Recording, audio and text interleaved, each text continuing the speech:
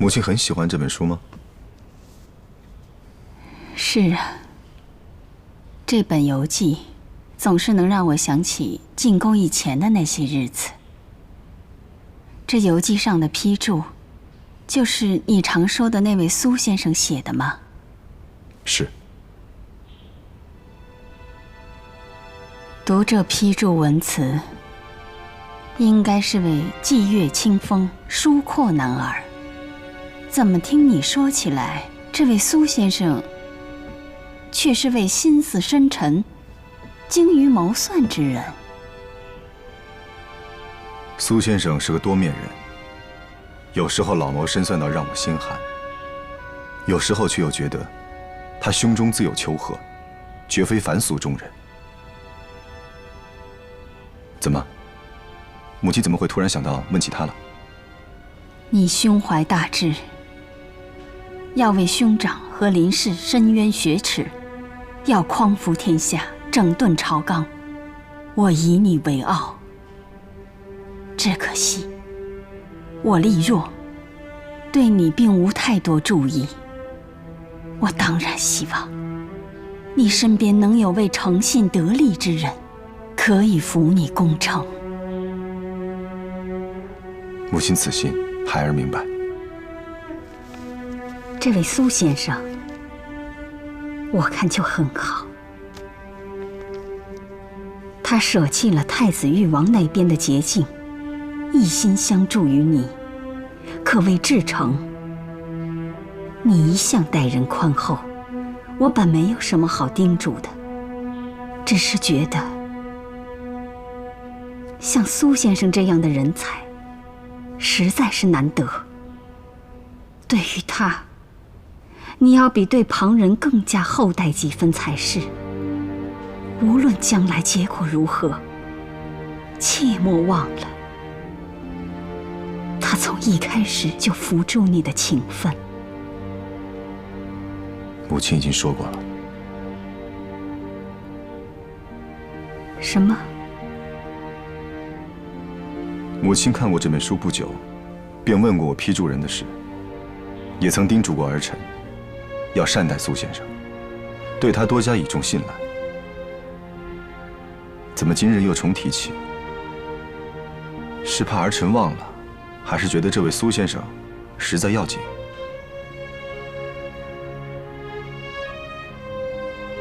这人呐，一上了年纪就容易忘事。你看，这说过的话，翻来覆去的还要再说上几遍。我真是老了，老了。儿臣说错了话，望母亲恕罪。好了好了，你已经长大了，有了担当抱负，我自然欣慰。外面的事我一概不管，你只要保重好你自己，一切平安就行了。知道了。禀娘娘，什么事？娘娘，武英殿中传信过来，陛下已经起驾朝咱们宫里来了，请娘娘准备接驾。知道了。你来，我备了2盒点心，一盒给你，一盒给那位苏先生，算我谢他竭诚相助你的辛劳。让母亲费心了。那儿臣先告退，改日再来请安。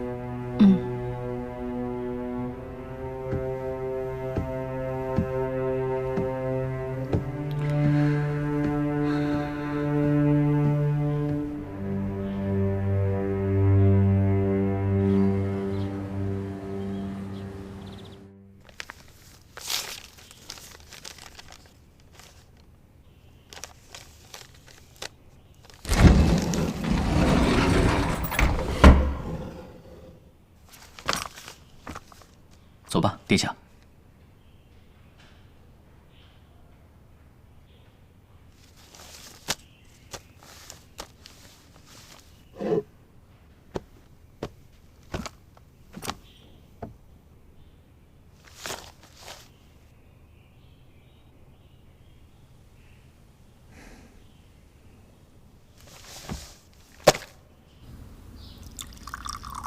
没有把书拿回来是什么意思？难道景言还不舍得还给我了？不是。那个靖王说呀，那本书被静妃娘娘借走了。小叔，你别着急啊，别着急啊。静妃娘娘就是在宫里太无聊了，就拿本书打发时间看一看。哎，你不是说那2个字特别小吗？我觉得静妃娘娘根本就不会注意到的，看不见的。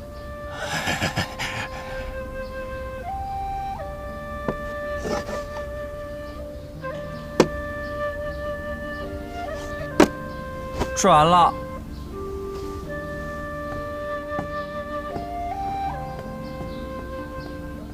但愿如你所愿。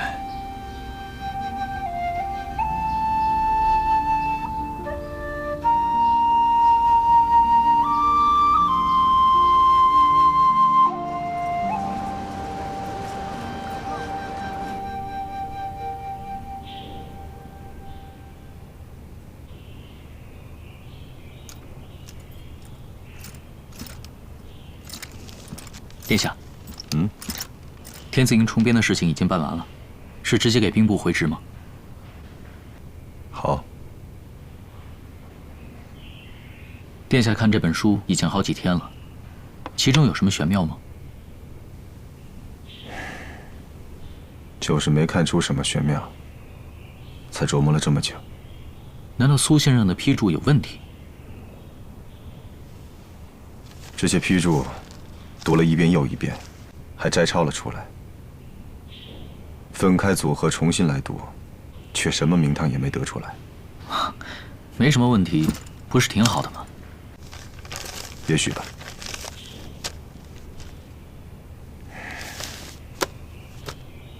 但如果真的只是一本普通的游记，为何一向镇定从容的苏先生会如此在意？为何连不好读书的蒙挚也特意前来讨要？特别是母亲，她幽居深宫20多年，这本书里到底有什么内容，能够如此牵动她的心绪，让她一再提到这位素未谋面的陌生人？启禀殿下，娘娘又派人送来2个食盒。知道了，放到我卧房里面去吧。是。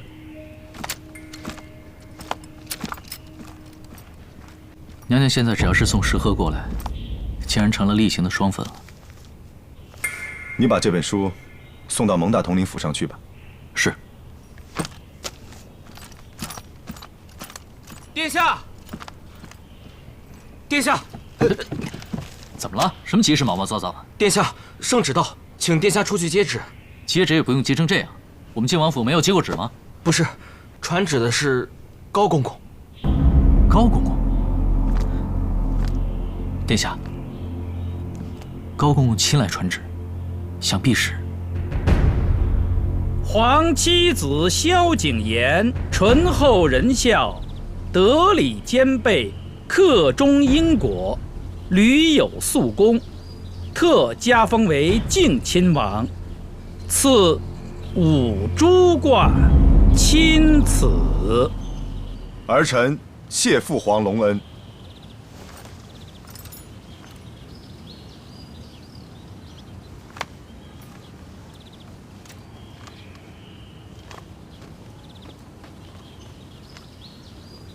多谢高公公。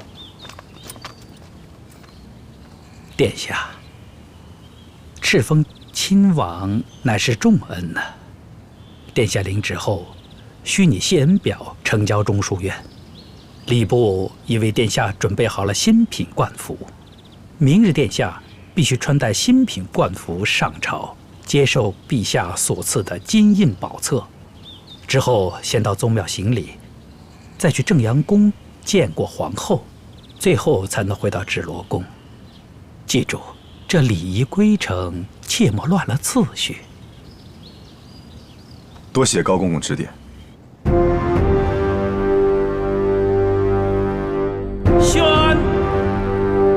亲王进殿领印。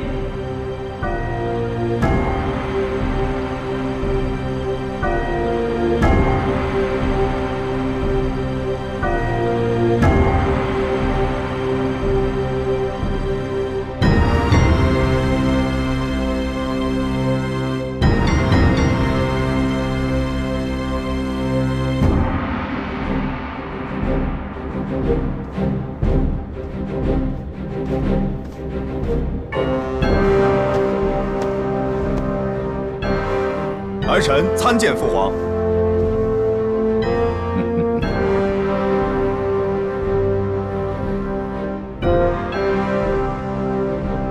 赐印。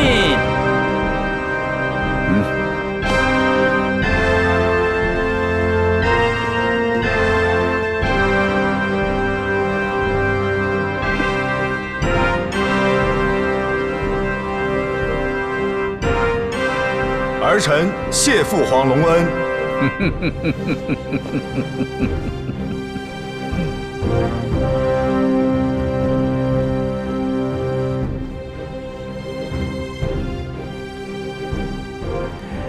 新的格局开始了，不是吗？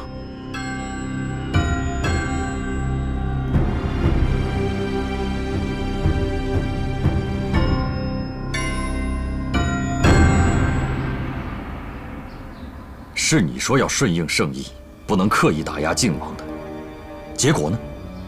他就这么一步一步不显山不漏水的成了5株亲王，再加2株就能跟我并肩了。那苏某可要恭喜殿下了。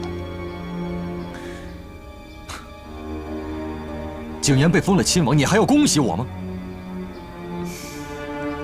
金王被封了亲王，那就代表太子快被废了。殿下多年来的夙愿即将达成，难道不应该恭喜吗？皇上素来希望保持朝局平衡。当年太子被册立之后，皇上便同时扶植殿下上位，以确保朝堂两方并立，相互制衡。如今靖王上位，表明太子快要被放弃了。皇上想要创建新的平衡局面，不是吗？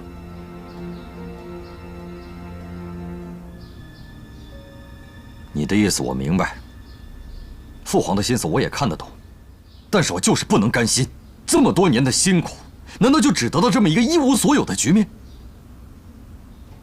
怎么会一无所有呢？殿下已经把太子扳倒了，他现在身居东宫，绝无东山再起的可能。废与不废，只差一个理由和一纸诏书而已。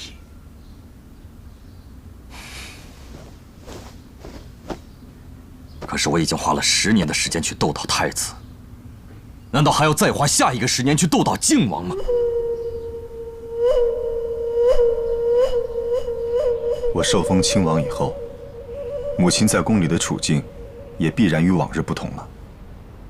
想必皇后，你不用担心我。我在宫中20多年，足以自保，默默无争，并非任人宰割。皇后娘娘会明白的。母亲聪慧，这一点我倒从未质疑过。记得你曾经说过，东宫被幽禁之时，蒙大统领受了高公公的人情，建议你收服他为己用。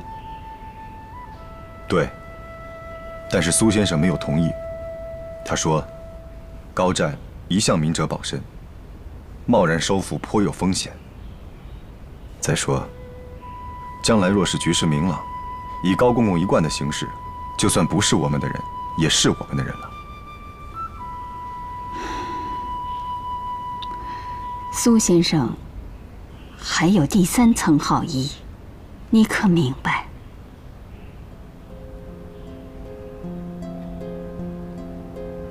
母亲的意思是，收服高公公固然有弊端，但其中的益处也非旁人能比。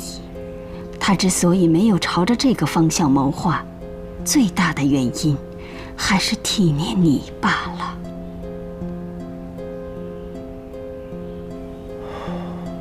是啊，要收复高湛，必然会将母亲卷进来，这是我绝对不愿意做的事情。你能领会到苏先生的用意，我就安心了。殿下此言差矣，太子和晋王怎会一样呢？太子是东宫储君，是有大义名分的，而晋王虽被封五珠亲王，只因新宠才炙手可热。如今太子之位即将腾出，这对殿下来说是一大胜果。如果没有迈出这一步，将来若是皇上有什么不测，那皇位还是太子的。届时殿下再去争，那可就是谋逆了。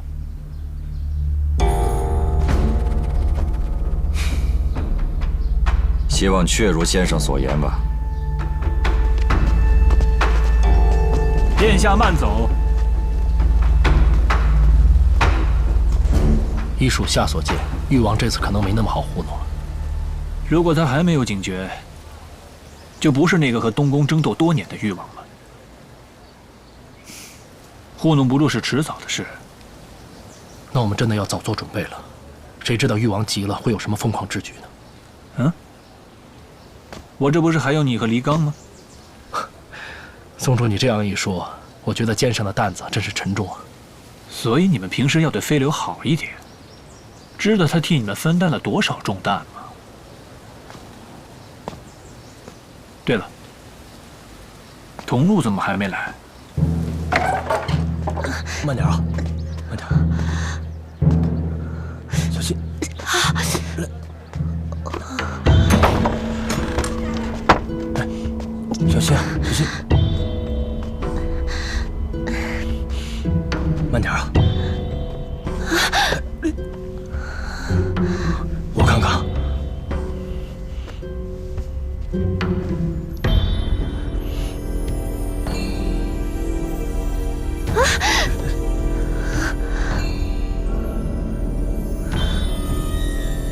我去请个大夫看看吧。不用了，请大夫又得花钱，我这就是扭了，用井水浸一浸就好了。只是今天没有办法帮姑母送糖水了。哎，你别操心这些事儿了。我还是请个大夫看看吧，这样好得快些。你别怕花费，我们掌柜的刚给我涨了工钱。你的工钱也不能这么无端的花费了，你要好好攒钱，将来娶个媳妇儿才是正理。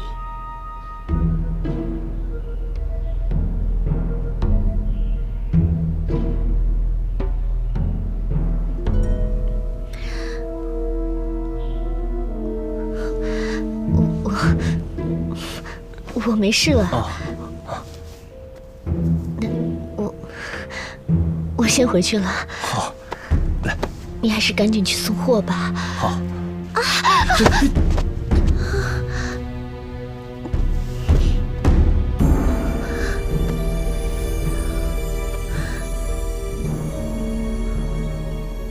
祁红，你继续说，我倒要听听，这宫里还能嚼出什么舌头来？是，奴婢还听说，自打晋王加封以来，除了宫外传的那些话，现在宫里也在说，说是以前觉得没什么，但现在看来，晋王比起誉王殿下，其实不差什么。不差什么？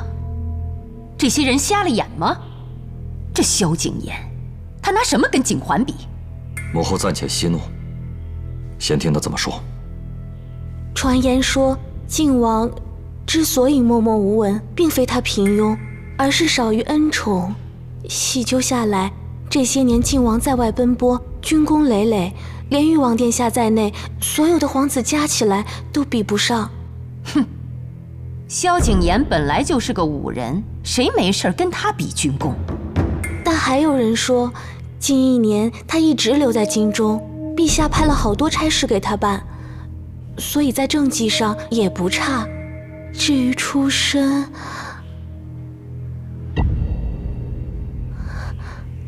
年前为了祭典和月贵妃复位一事，殿下您曾在朝堂发起论辩，其意是想表明，太子并不是皇后娘娘所出，与誉王殿下您并无嫡庶之别，出身相当。但现在被有心的人翻了出来，按照这个道理来说，所有的皇子都是庶出，还说说什么？说是静妃在宫中越来越得宠，将来的位分说不定还要升。而殿下您虽是皇后娘娘所养，但是您的生母临终前，她的位分一直是个嫔，并且陛下很少提到她，所以她的位分是极为卑微的。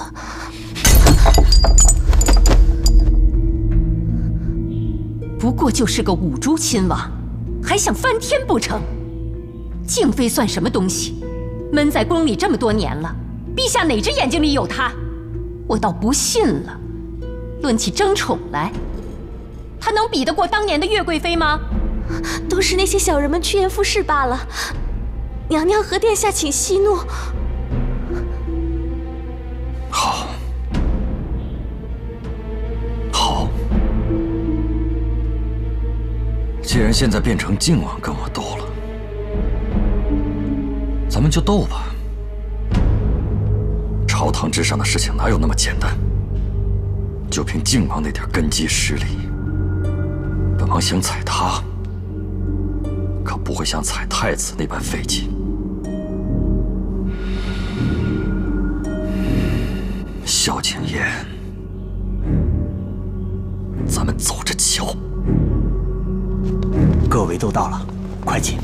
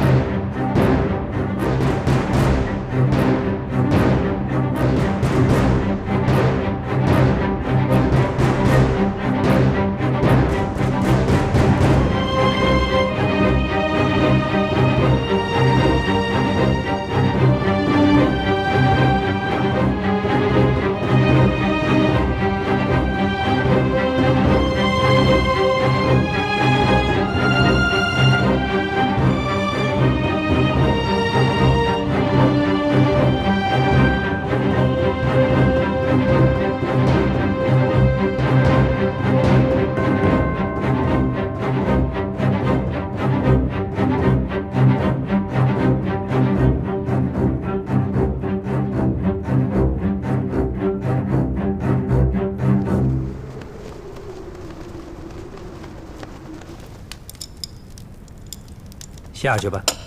是。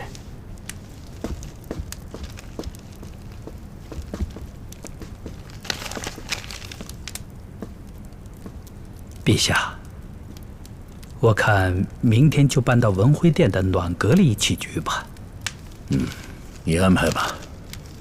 不过这倒是觉得今年冬天不冷，到了晚间，手脚都是暖的。真没想到静妃娘娘给陛下配的药浴竟是这般神奇呀！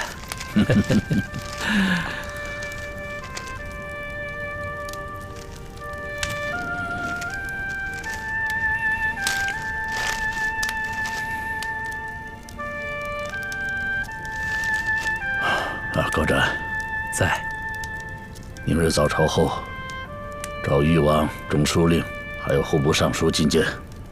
是。还有靖王。遵旨。属下先行告退。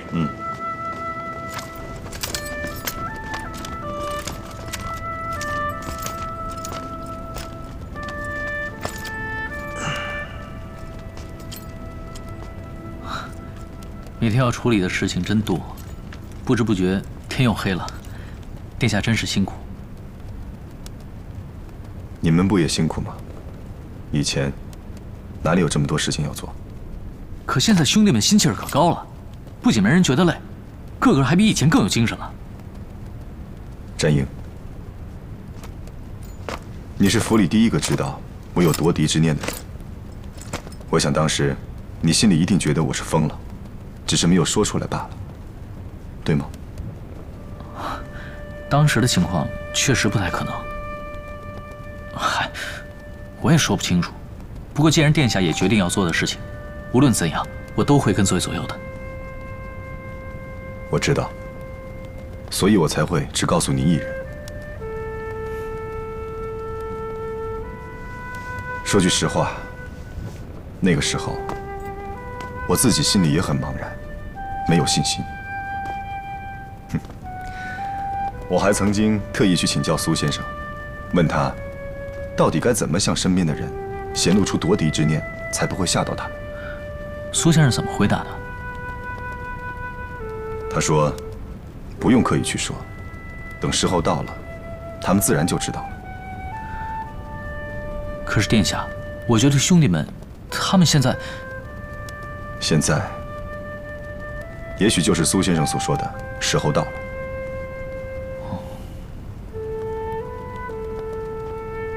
我什么都没说，大家也有了默契，甚至是，就算我现在停下了脚步，兄弟们也会推着我向前走。殿下这么一说，倒还真是。放在以前，兄弟们顶多抱怨抱怨，军饷没克扣，冬天发的棉衣太薄了。可现在兄弟们讨论的都是如何建立更有效的兵马集结制度，如何在地方推行新马政的实施。这跟以前真是太不一样了。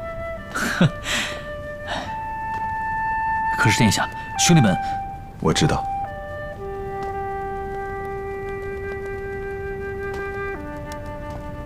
就算我在朝堂上永远不得势，你们这些曾经跟着我厮杀往来的旧部，也会不离不弃。殿下明白就好。殿下，户部尚书沈大人求见。沈追，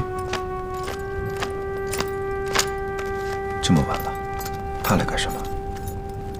沈大人素夜前来，是有什么急事吗？霜降之后，各地上呈统计秋收的年表，昨日陆续到齐，今日汇总递交了内阁。这是我摘抄的，殿下请看。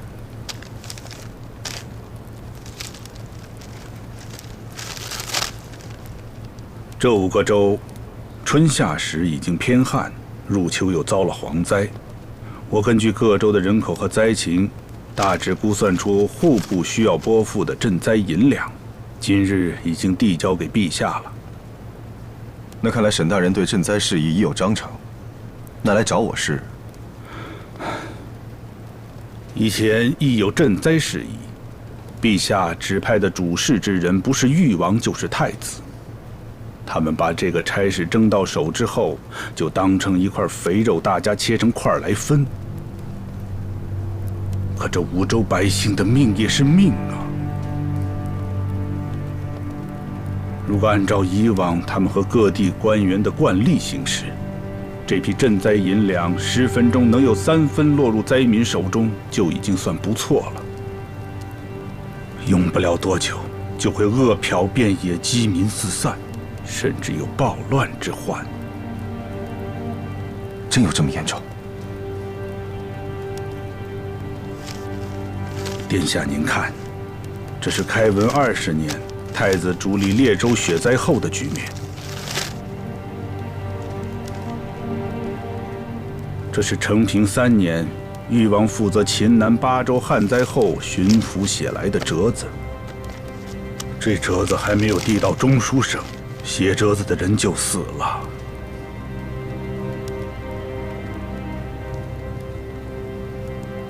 这是承平7年。好了，沈大人，你的意思我明白了。你想让我做什么？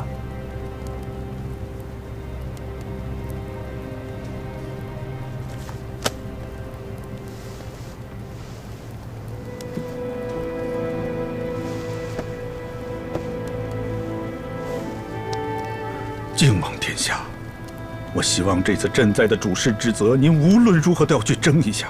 如果这差事再落入誉王之手，届时局面失控，他拿一顶暴民的帽子就可以蒙骗住陛下。到时候，难道殿下您能够提枪上马去铲除这些暴民吗？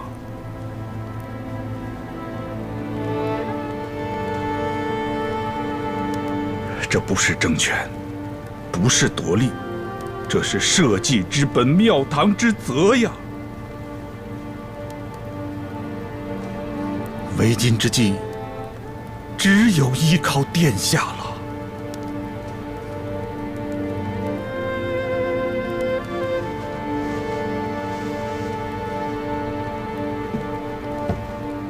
沈大人，请起。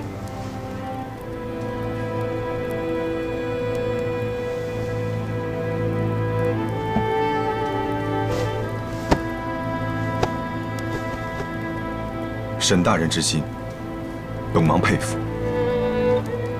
我答应沈大人，明日在陛下面前，一定全力相争。沈清，你的奏本朕已经看过了。今年的灾情虽然没有承平7年那么重，但是呢，也要立即安排各项赈灾事宜。请父皇不必忧急。近年来国事平稳，没有大宗的米耗，国库的底子还算可以。沈大人对于应拨付的银两也没有异议。那么接下来只是派官员到各级州府开始赈灾事宜了。这些事务儿臣素有经验，并无疑难之处，请父皇放心。你确实不是第一次为朕分忧了。朕知道你素有班底，当不会临时手忙脚乱。父皇，景琰，你有什么想法？儿臣自父皇恩准接办实务以来，自觉敬意良多。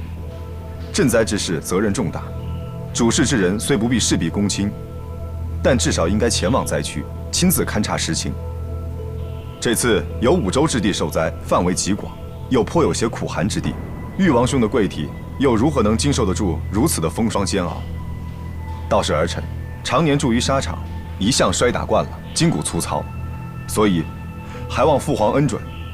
这次赈灾之事，就由儿臣为父皇分忧吧。说的也是。父皇，景琰虽是好心，但请恕儿臣不能领受。为君分担，为民办事，哪还怕得什么辛苦？不是儿臣信不过景琰，他毕竟资历尚浅，这赈灾安民之事，不是出门打仗有把子力气就行了。5州之地灾民遍野，全都巴望着朝廷的恩典呢，恐怕不适合交给景琰来练手吧。赈灾之事，我虽未亲为，但多少知道些章程。既然誉王兄经验丰富，想必也不吝赐教。深了不说，想请问王兄，这赈灾的银子拨付下去，要达到什么样的目的，才算灾情平复？灾民有了钱银粮草可以度日，灾情自然平复。儿臣以为，主事之人心中应有全局，需统于上下，整合资源，最终的目的就是少死人，不起暴乱，平安过冬，来年春耕不荒。做不到以上任何一点，灾情就不算平复。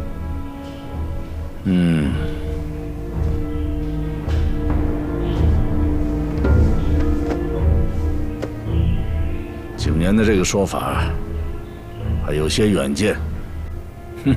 看来你是用了心思了。靖王殿下学习政务，上手极快，这一点颇让老臣佩服啊。这些话说着简单，只怕做起来就不是那么回事了。景琰，你现在有人手吗？你知道地方上下是如何运作的吗？上次你推行新马政，还都是你拿手之事，结果呢，还不都是波折百出？这些地方官员可不是泥做的，要跟他们打好交道，绝不是一朝一夕的事情。推行新马政不顺，那是因为兵部掣肘，而且最终，新政不也顺利完成了吗？此次赈灾，我相信户部一定会将一应细务全都安排妥当。那是自然，户部责无旁贷。把全部责任都推到兵部身上，这可不是你一贯的风格呀，景琰。退一万步说吧，就算新马政推行不顺，是兵部掣肘，你敢肯定这次就没人掣肘吗？你年轻无威望，有人不服是正常的。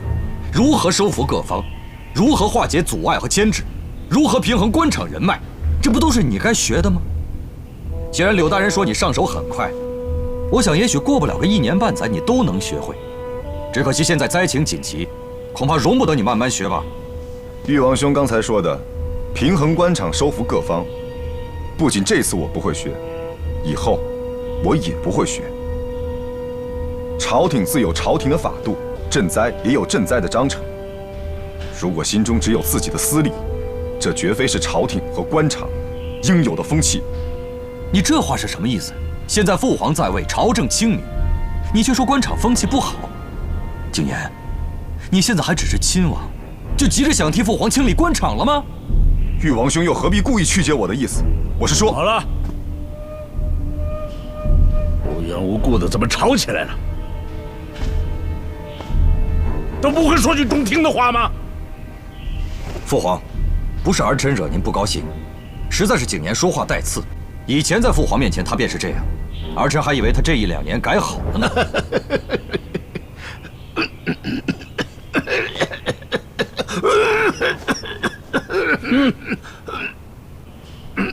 老东西，朕的儿子们不贴心，你倒是开心看笑话。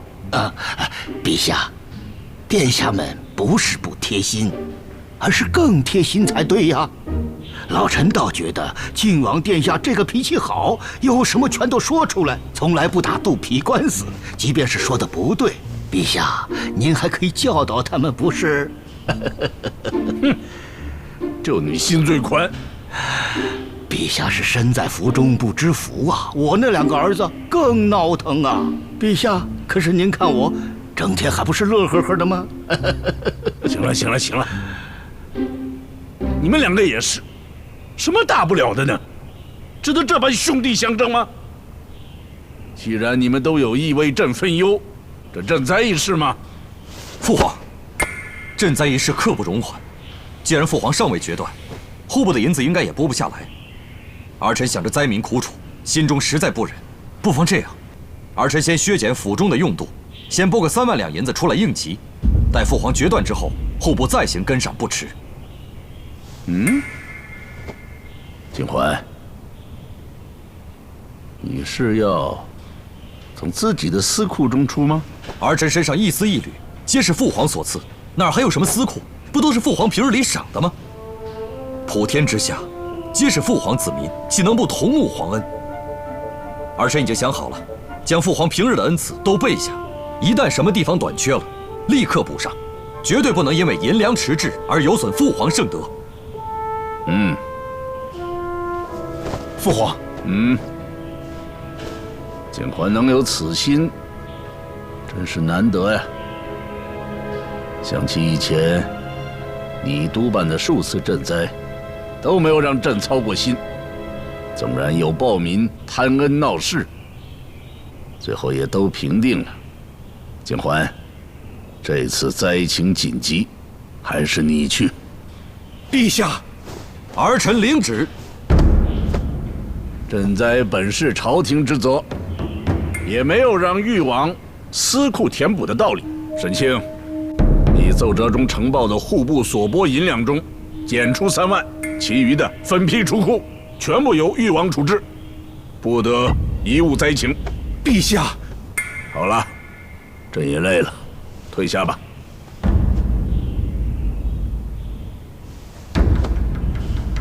儿臣告退。